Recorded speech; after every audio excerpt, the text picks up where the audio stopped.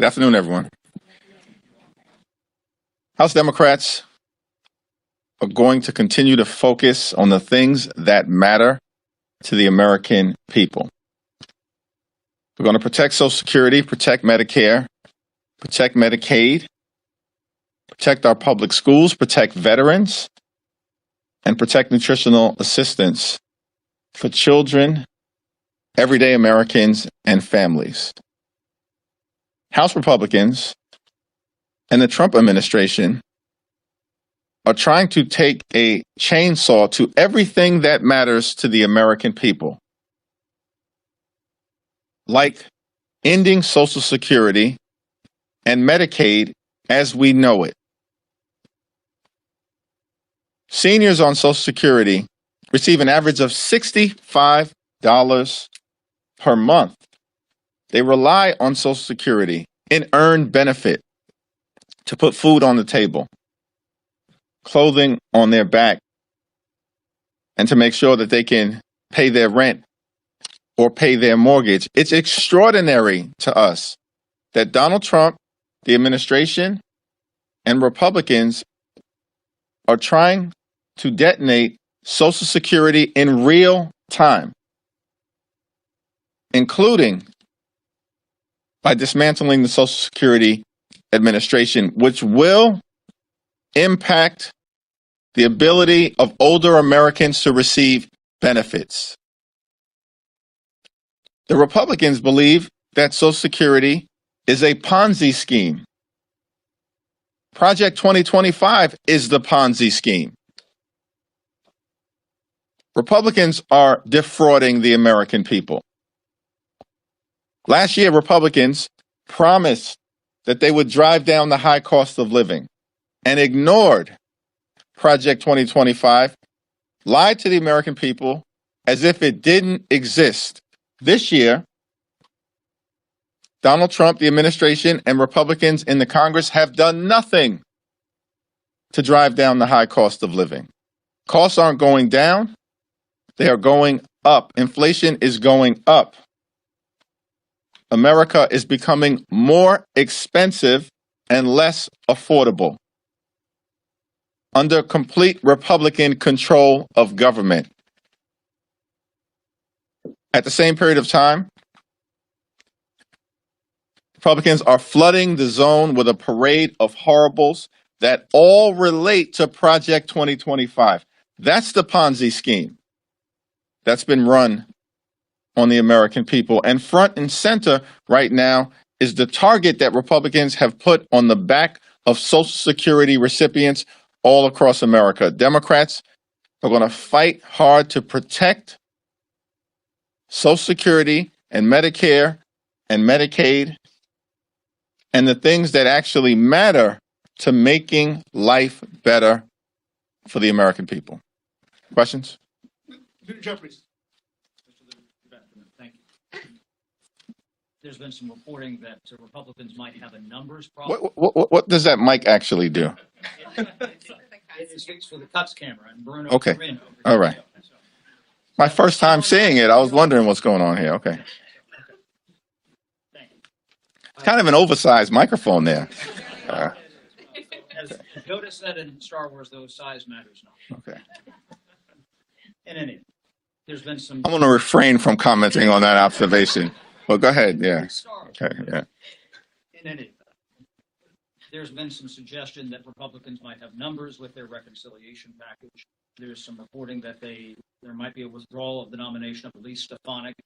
What do you think that says if they were to pull that nomination or she were to withdraw, about them having trouble with numbers to get through so-called legal? Republicans are in free fall right now. House Republicans are fighting with Senate Republicans. Senate Republicans are fighting with House Republicans. House Republicans are fighting with each other because you've got a group of people who are uncomfortable with the fact that they were forced as House Republicans in so-called swing districts to vote for the largest Medicaid cut in American history. And we will not let the American people ever forget it. Then you have a group of so-called Freedom Caucus Republicans who want to go further in terms of the cuts that are harmful and painful that they want to inflict on the American people. And then you've got Republicans in both the House and the Senate who don't know whether they should follow orders from Donald Trump or Elon Musk. So the whole situation is chaotic and confusing, but it all relates to a corrupt Ponzi scheme that they are trying to jam down the throats of the American people. Let's speak to this numbers issue. It's unclear what the numbers issue ultimately represents. I don't know. They seem to be panicking about the two special elections in Florida, which shocks the conscience of anybody who follows these races closely. Florida 1 and Florida 6. Donald Trump won those two districts respectively by 30 and 37 points. How is it that they are even competitive at this point? Why are Republicans panicking in deep red districts? It's because their agenda is unpopular. They are completely and totally out of control. There's been no focus on driving down the high cost of living. And instead, this budget that they want to jam down the throats of the American people in order to provide tax cuts to their billionaire puppet master donors like Elon Musk is also unpopular. So they do have a numbers problem that they're going to have to try to resolve. But that's for Republicans to work out. Sir? Yep. Yes? Yes, Leader Jeffries, what is your comment on the latest mass firings at NIH, at HHS today, announced today, in context of the others that we all are hearing? The mass firings are likely unlawful, will likely be challenged in court. And we also know that it does nothing to improve the health, safety, and economic well-being of the American people. It will hurt it. Thanks. Thank you, Leader. Have you spoken with Congresswoman Crockett regarding her comments towards Governor Abbott, and how are comments like that affecting the party's brand? I have not had a conversation with Jasmine. I did see that she issued a statement clarifying her remarks, and her statement speaks for itself. On top of that, you've mentioned the list of horribles from Project 2025. On top of that, one of the other ones unrelated to Social Security, Medicare, Medicaid is the ramping up of deportation, sending people to El Salvador, and they're coming day by day by day. Is just the rapid fire of these deportations, a lot of them which seem unlawful or without due process. Is the speed of it making it harder for Democrats to respond to this violation of due process? No, these deportations that appear to involve, in several instances, American citizens or legal permanent residents have been challenged in court and will continue to be challenged in court. Democrats will also forcefully speak out against overreach whenever and wherever it occurs. Thanks.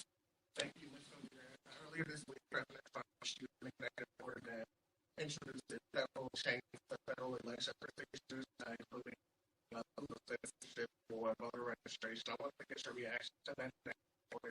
And you've spoken about the role that educational issues that possibly has played a top mind for a lot of voters. Do you think that these threats to democracy are all top mind of voters, or will Democrats have to work a lot harder to communicate to the American people what the impact of the executive order might be in their child? Well, the executive order that was recently issued by President Trump is not worth the paper it has been written on. It will be challenged in court, and it will be invalidated. Do you think that the American people, because it's going to be challenged in court, that it's not worth Democrats putting forward a forceful message about the fact that Republicans have claimed that federal elections should be left to state and local municipalities down, executive overreach, and you think the American people should be aware of? Republicans have zero credibility on the issue of protecting democracy and as it relates to the integrity of our election. Republicans have actually concluded that voter suppression is an electoral strategy. These people in the House wouldn't even be in the majority right now if it weren't for the egregious mid-decade, highly partisan gerrymandering that took place in North Carolina. Think about that. They would not even be in the majority right now, but then they're running around the country claiming to have a mandate. Give me a break. There were a number of town halls last week where Democrats heard from constituents who were angry that the party isn't doing more to stand up against Trump. AOC said at one of her rallies that she thinks you guys need leaders for fighting our Democratic Party. Do you think the party could be doing more to fight against Trump and MAGA? It's all hands on deck, and it will continue to be all hands on deck. Thanks. Yep. Sir. I just wanted to ask about the have you spoken to Speaker Johnson about what Johnson is when necessary for? And are you concerned about conservative opposition potentially derailing the bill? Andy Harris saying earlier today that there are requirements for the district. I don't know if that's in terms of the District of Columbia funding fix, it needs to happen before we go on the next district work period, which means it should occur either next week or the week after next. The Senate Republicans have clearly and unequivocally expressed support for the spending legislation. Senate Democrats, House Democrats, apparently even Donald Trump himself has expressed support for the need to correct this egregious error that was in the House Republican highly partisan spending bill. And so it needs to happen. I haven't talked to Johnson specifically about this, but if there's further delay, I will raise it with him directly. Thanks. 2 weeks ago, you and Leader Schumer ended up in different places on the CR vote. Moving forward, what are you and him doing to get on the same page? We are on the same page right now as it relates to pushing back against the reckless Republican budget, which includes the largest Medicaid cut in American history. We are on the same page as it relates to stopping the Republican effort to dismantle Social Security as we know it. We are on the same page as it relates to what needs to be done to actually create an economy that is affordable for everyday Americans. Thanks. Thank you. Obviously, the Democrats are mad. The base is mad. We've noticed this uptick in the use of expletives in both chambers by Democrats. I have a list. I don't want to read it. Am I on that list? No, you're not actually. Okay. You're a gentleman. You haven't used a curse word that I've heard of yet. Do you think this is the best tactic and the smartest way to connect with voters? Is this something that you think works right now? Voters are angry all across the country for good reason. We are witnessing in real time an unprecedented assault by Republicans on the economy, an unprecedented assault on Social Security, Medicare, and Medicaid, an unprecedented assault on the American way of life, an unprecedented assault on veterans, thousands of whom have been fired without justification by the Trump administration, and an unprecedented assault on American democracy. People are upset, people are concerned, anxious, frightened, scared, and all of the above. And so you see Democratic members across the country channeling those feelings in a variety of different ways. But one thing is clear, electorally, Republicans are on the run.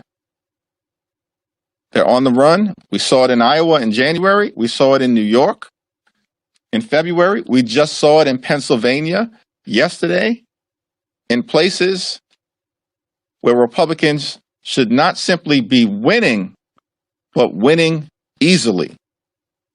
And it's because there is an energized Democratic base, and swing voters, along with independents, are abandoning Republicans in droves all across America.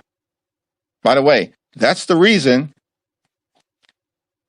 why Republicans are actually spending millions of dollars in 2 districts in Florida that Donald Trump won by north of 30 points. So is it fair to say that you won't use that language, but you're okay with it? It's fair to say that Republicans are on the run all across the country, and I'm okay with that.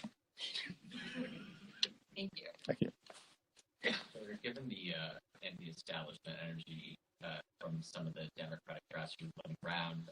How confident are you that you'll be able to maintain the unanimous support that you've enjoyed from your caucus when it comes to the 2027 speaker election, particularly from some of the new members that may? Very.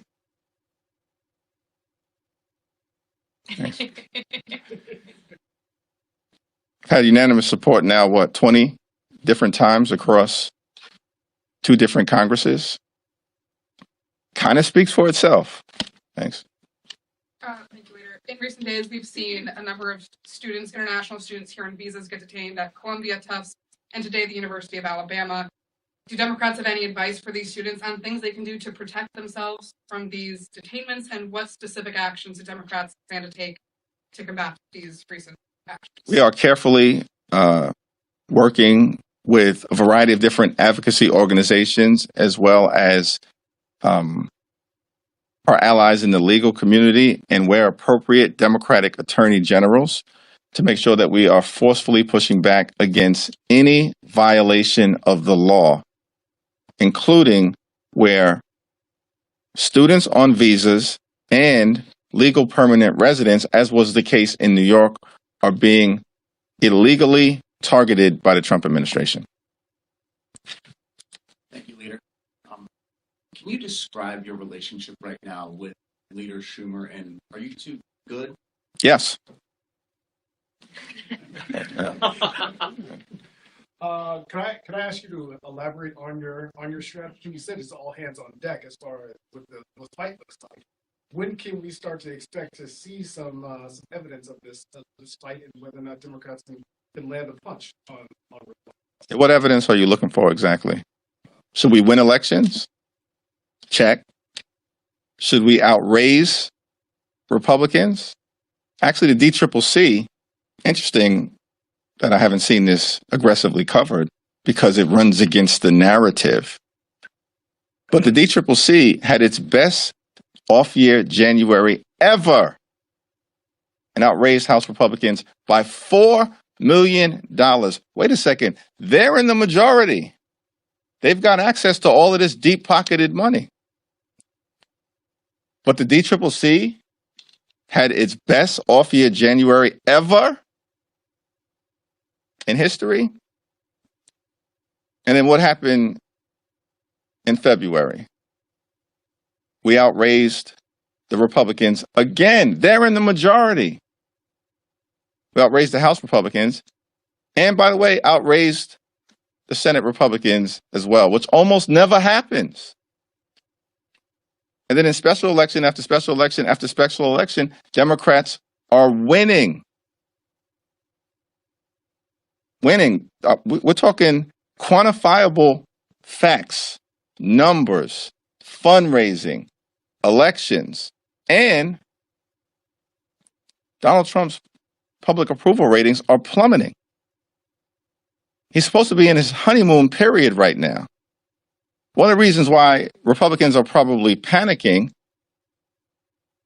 in terms of whether they ultimately will be able to produce the votes to jam a reckless budget down the throats of the American people is that the so-called swing seat Republicans get nervous when they see these special election results and see Donald Trump's poll numbers collapsing, while at the same time, in every single one of these races, independents are breaking for Democrats, and the Democratic base is turning out. Wait, the Democratic base is turning out?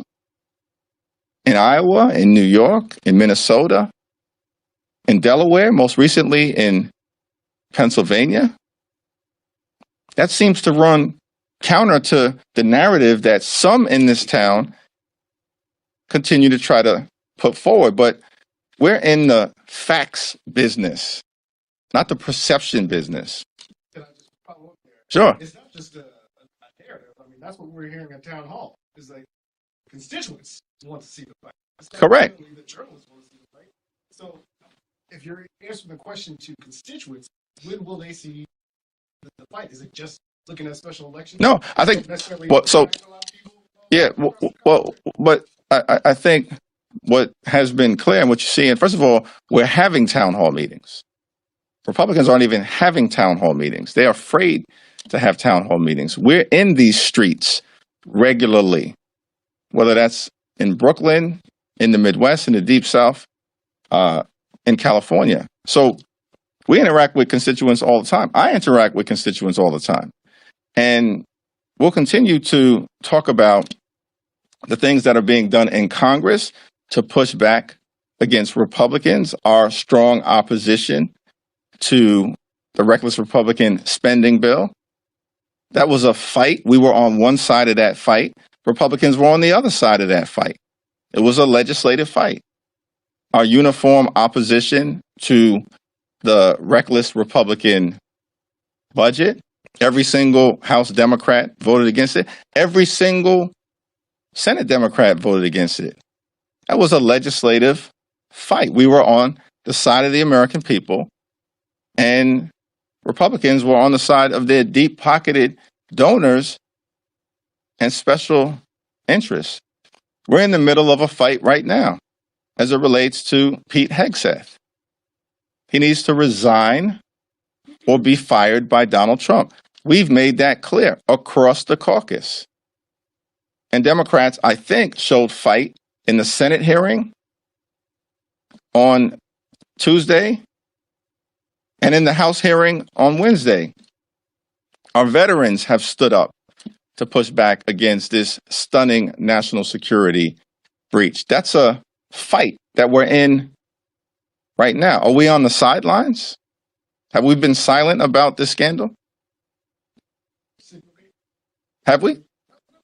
Okay, so that's a fight. These fights are ongoing. We're pushing back against their efforts to dismantle the Department of Education. Johanna Hayes and others, they're leading that fight. Joe Neguse and Jamie Raskin and others who are leading the litigation working group effort have been involved in the fights that are taking place in court case after court case after court case where the American people are actually winning in court and Donald Trump is losing. That's a fight. So, yeah, special elections are one indication of it. It's an important indication because is the Democratic base energized or demoralized as it relates to turning out? Y'all can answer the question based on what you are seeing. Is the Democratic base energized or demoralized as it relates to supporting the Democratic Congressional Campaign Committee? The data speaks for itself. Those are data points. But the most important thing is that the substantive fight has been underway from the very beginning, and it will continue with the relentless energy and righteous indignation that the moment deserves. Thank you, everyone. Thank you. Yankees predictions this year? Are they in the fight? Too soon. Have a good weekend.